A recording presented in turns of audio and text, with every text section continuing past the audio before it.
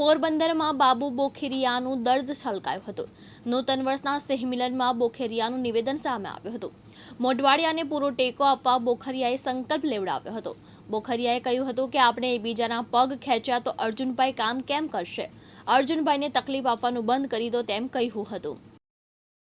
હવે આપણી પોરબંદરની વાત કરીએ। અમે 98 થી બે સામે લડીએ।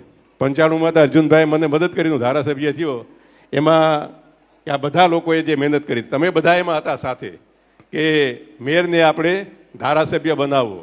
તમે બધા, અર્જુનભાઈ હતા, લખમણભાઈ હતા, તમે બધા અહીંયા વડીલો બધા હતા। એ મદદ કરી અને મેં કોઈ દી રાજકારણમાં જવાનું નહોતું વિચાર્યું। ધારાસભ્ય થયો, 98માં અમે બે સામે લડ્યા, ફરીથી બીજી વખત ધારાસભ્ય થયો, મંત્રીમંડળમાં આવ્યો, ફરી 12માં મંત્રીમંડળમાં આવ્યો। ને એના પછી જે આપણી વિકાસની જે ગાથા છે પોરબંદરની કે આખા રાજ્યની આપણે સૌએ જોઈ છે।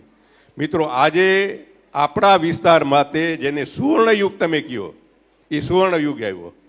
હમણાં આપણે જે 24ની ચૂંટણી ગઈ લોકસભાની, અર્જુનભાઈ ભાજપમાં આવીને પછી ધારાસભા લડતા હતા અને મનસુખભાઈ આપણા લોકસભા લડતા હતા। આપણે 1,87,000ની 1,87,000 સાથે અર્જુનભાઈને જીતાડ્યા। એ જ રીતે તમારે મનસુખભાઈને જીતાડ્યા। મનસુખભાઈ આજે કેન્દ્રમાં મિનિસ્ટર, રાજ્યમાં અર્જુનભાઈ મિનિસ્ટર।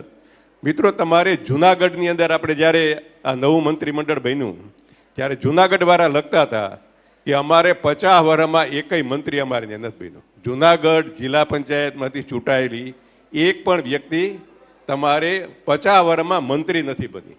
આપણે 1960ની અંદર ગુજરાત રાજ્ય થયું, એટલે આજે એને 65 વર્ષ થયા।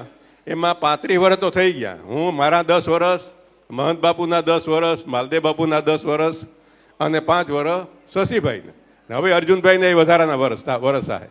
તો આ જે પરિસ્થિતિ નિર્માણ થઈ, કેન્દ્રમાં મનસુખભાઈ, અહીંયા અર્જુનભાઈ, હવે એનો કઈ રીતે લાભ લેવો એ તમારા માથે છે। તમારે એનો લાભ લેવો કે આપણે જે પરિસ્થિતિમાં પહેલાં જે જીવતા હતા ટાંગા ખેંચવાનું, એ ટાંગા ખેંચવા। જો ટાંગા ખેંચવા હોય તો સમય કોઈનો રાહ નહીં જોવે, સમય વયો જાય। જો આપણે ટાંગા ખેંચવાનું બંધ કરશું અને પછી જો આપણે બધા કામે લાગશું ને તો પોરબંદર વિસ્તાર આજે પણ તમારે ઘણી બધી બાબતોમાં શ્રેષ્ઠ છે, તમને ખબર નહીં। અશ્વિન ઠકરાર, દિવ્યાંગ ન્યૂઝ, પોરબંદર।